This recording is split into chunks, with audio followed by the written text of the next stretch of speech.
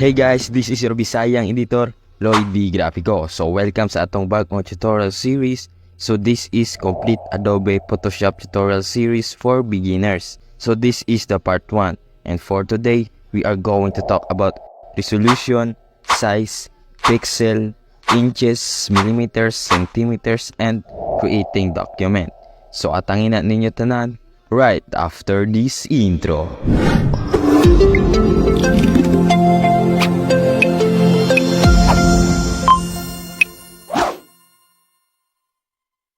So bago ta magsugod guys, some disclaimers. Kani nga tutorial is made for complete beginners. Meaning, basin pag ma-opening nga video tutorial series na inyong natanaw, masabtan gini ninyo.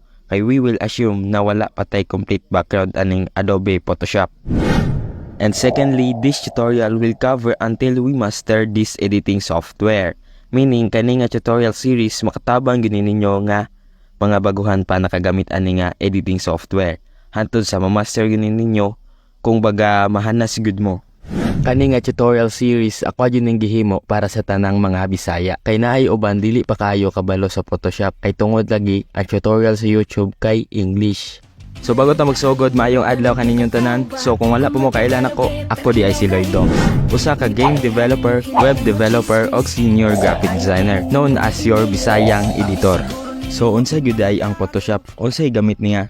Ang Adobe Photoshop daw usa ka critical nga tool alang sa mga designers, web developer, graphic artist, photographer ug mga professional. Kini daw nga software ginagamit sa pag-edit sa image, pag-retouch, paghimo og mga composition sa image, gamit po ni siya pang web designing. Ug dili lang kay kana, kini po daw nga software pwede sad ka makadungag og mga effects sa imong mga image o litrato. Basig unsa pa. Ang digital o SCAD nga mga litrato mahimong i-edit para magamit online o in print. So labi nagmahanas na gyud mo na dili lang kayo kini inyong mahimo, daghan pa kayo og lawak mong imagination. Sa Photoshop pwede kayo kakahimo og logo, poster, flyers og tarpaulin design.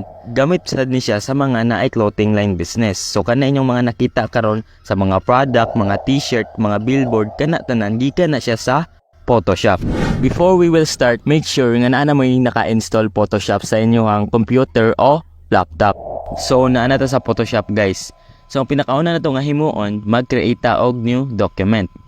So unsaon? Diri sa taas natay makita nga file, edit, image, layer, type, select, filter, 3D, view, plugins, window, and help.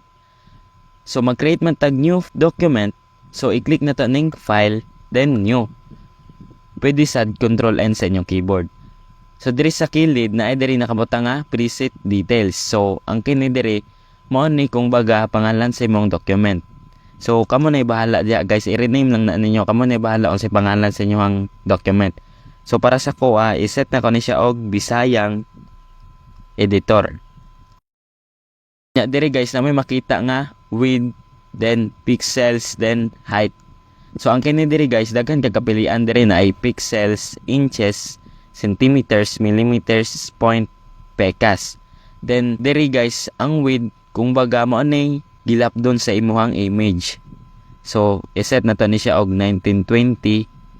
Then nakaset og pixels. So explain na ko na sa inyo unsa na pixels unya.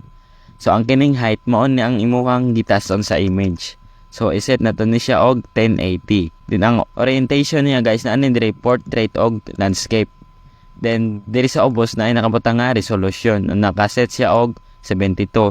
So usabon na to na siya guys, himo na to na siya og 300.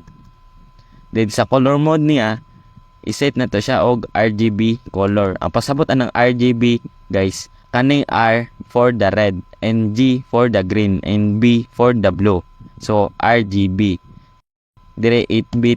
Then background contents niya kay kamo na bahala, white ba, black, background color, transparent. So i-click na ko ning white. So kaning color profile, pixel aspect ratio, ayan na ninyo na unsa na di ay na ninyo hilabtin ni. So i-click na to ning create.